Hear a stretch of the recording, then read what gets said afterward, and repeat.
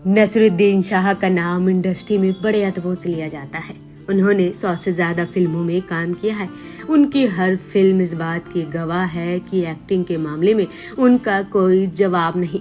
उन्होंने अपनी करियर की शुरुआत पाकिस्तानी सिनेमा से की थी। उन्हें कई अवार्ड से नवाजा जा चुका है।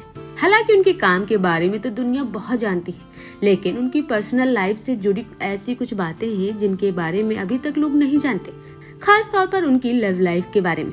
आज हम आपको उनकी और रत्ना पाठक की लव स्टोरी के बारे में बताएंगे, कैसे और कब दोनों एक हुए और ये रिश्ता 7 जन्मों का बन गया।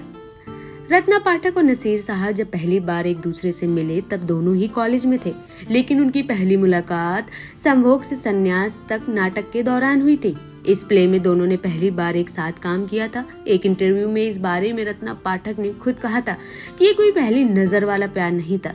जब डायरेक्टर ने हम दोनों को मिलवाया था तब मैं उनका नाम तक नहीं जान पाई थी। पहले दिन सब नॉर्मल था, लेकिन दूसरे दिन से हमने एक साथ टाइम स्पेंड करना शुरू कर दिया। इस नाटक के बाद दोनों ने एक साथ खूब काम किया और धीरे धीरे एक दूसरे के करीब आने लगे। फिर कुछ समय बाद दोनों ने लिव इन में रहने का फैसला किया। 7 साल तक साथ रहने के बाद रत्ना ने अपने घर पर नसीर के बारे में बताया। शुरू में उनके माता पिता काफी नाराज हो गए थे। दोनों की शादी में काफी परेशानी आई। मुश्किलें ये थी कि दोनों का धर्म अलग था। साथ ही नसीर रत्ना से 13 साल भी बड़े थे। हालांकि इन सभी के बीच एक्ट्रेस के पेरेंट्स इस बात पर हामी भरने से परेशान थे कि एक तो वो तलाकशुदा है, साथ ही उनकी एक बेटी है, और दूसरी बात ये थी कि वो एक एक्टर है। हालांकि काफी मुश्किलों के बाद दोनों के परिवार वालों ने रिश्ते के लिए हामी भर दी और आखिर में साल 1982 में रत्ना और नसीरुद्दीन शाह ने बड़े ही साधारण तरीके से अपनी मां के घर में रजिस्टर्ड मैरिज कर ली।